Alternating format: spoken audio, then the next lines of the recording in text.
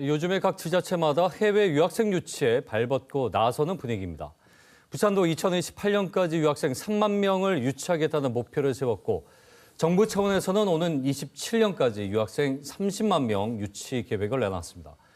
고등직업 해외인재 유치협의회 김영도 회장 모시고 자세한 내용 들어보겠습니다. 예, 어서 오십시오. 네, 안녕하세요. 자, 정부가 스터디 코리아 300K 정책 발표한 이후에 각 지자체들이 앞다퉈서 이게 대책들을 내놓고 있는데 자, 이게 일단은 오래전부터 논의가 좀 되었던 사안인가요? 네, 그렇습니다.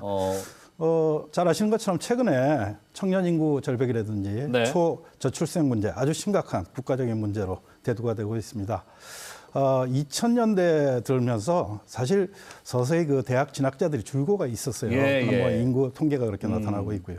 그래서 2008년에 교육부는 우리 학생들 대신으로 유학생을 유치하자 이렇게 해서 스터디 코리아 프로젝트를 예. 발표했고요. 2012년까지 10만 명 유치를 목표로 했습니다. 그렇군요. 그러다가 이제 시간이 지나서 2023년 지난해에는 300K, 30만 명 유치에 대한 프로젝트를 발표를 했고요. 예, 지금 현재 한 18만 명 정도 유학을 와 있는 상황입니다. 아마 부산 시내 이제 돌아다니시는 우리 시민들이 보면은 많은 외국인들이 부산에서 이미 공부를 하고 있구나라고 느끼실 텐데 일단은 이것이 지역 소멸 위기를 해소할 수 있는 방안으로 꼽히지만 이 학생들이 공부를 하고 나서 또 부산에 계속 정주를 해야 의미가 있을 텐데 그렇지 않으면은 그냥 그때그때 단기적인 조치에 그치지 않겠느냐 좀 우려도 있습니다. 네. 2008년 때 정부에서 발표했던 스터디 코리아 프로젝트하고 2023년에 발표했던 스터디 코리아 300K는 정책 방향에 중심이 좀 바뀌어 있습니다. 2008년에 발표했던 내용은 단순히 유학생을 유치하자였고 네.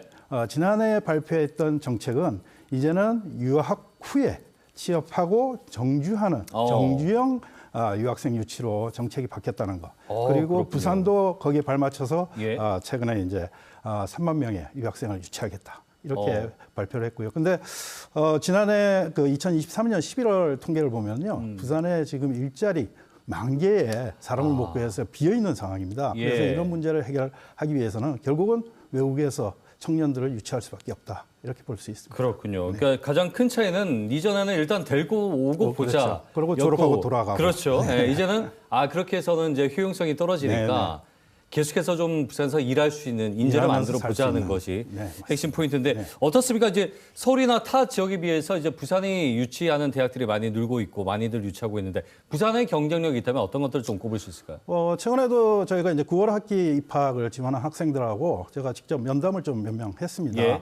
그래서 그 학생들은 여러 지역에서 어학과정을 했던 학생들인데 이제 본 학과 전공을 이제 선택해서 오는 학생들입니다.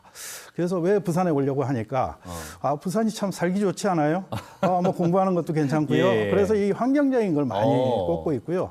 그래서 여러 지원자들하고 얘기를 해보니까 부산이 뭐 산과 바다가 있는 천혜의 자연 환경, 그렇죠. 그다음에 또 이 도시가 인프라가 웬만히 다 갖춰져 있고요.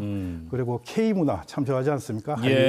이걸 즐길 수 있는 도시라는 거. 그리고 타 도시, 타 지역에 비해서 상대적으로 좀 물가가 저렴하다는 걸 잘 알고 있더라고요. 그래서 그렇죠.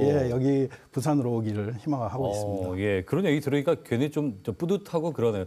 보는 눈이 비슷하긴 합니다. 역시나. 그 회장님께서 4년제 대학보다 전문대가 오히려 더 경쟁력이 있을 수 있다. 이런 말씀을 하신 걸로 알고 있는데 이제 어떤 의미로 저희가 좀 이해하면 되겠습니까? 부산시에서 이제 그 부산형 유학생 유치 정책 중에 내용도 밝힌 바 있는데 지금 이제 일반대 인문사회 계열을 졸업했는데 이 일할 수 있는 능력, 그 분야하고 이 동떨어지다 보니까 취업이 안 된다. 그래서 앞으로는 이공계 계열 쪽에 유치를 더 해야 된다는 걸 부산시가 밝혔고요. 실제가 저희 학교에도 일반대 공학 부분을 전공을 했는데 취업을 하니까 자기 능력의 한계를 느껴가지고 동일 학과 2년제로 재입학을 했습니다. 그리고 왜 왔냐 그러니까 자기는 현장을 가고 싶다. 실용적인 그렇죠. 네, 그거를 이제 벌써 이제 한국에서 생활하면서 알게 된 것이죠. 그래서 이제 전문대학의 경쟁력이 앞으로는 더 있겠구나. 특히 정주형 유학에 있어서는 있다 저는 판단하고 있습니다. 이거는 사실은 이제 유학생이 졸업한 이후에 이 유학생 취업 시장을 이제 회장님께서 정확히 이제 파악을 네. 하시고 그렇죠. 하신 말씀이라는 네, 생각이 네. 드네요. 네, 이제 네. 그들이 뭘 원하고 어디가 가장 적합하냐 이건 네, 또 네. 다른 문제니까 네, 네. 예 그렇군요.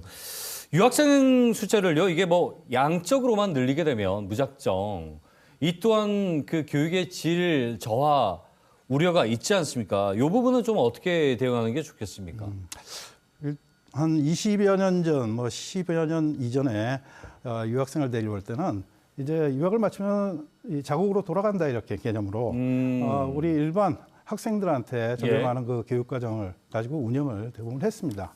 그런데는 이제는 유학 이후 취업하고 정규하는 이러한 부분이 있기 때문에 교육 과정을 이제 특별히 맞춰야 되는데요. 그러다 보니까 전공 기술 부분뿐만 아니라 뭐 한국어, 예. 한국 문화, 또 한국에 대한 살기 위해서 법률. 그래서 예.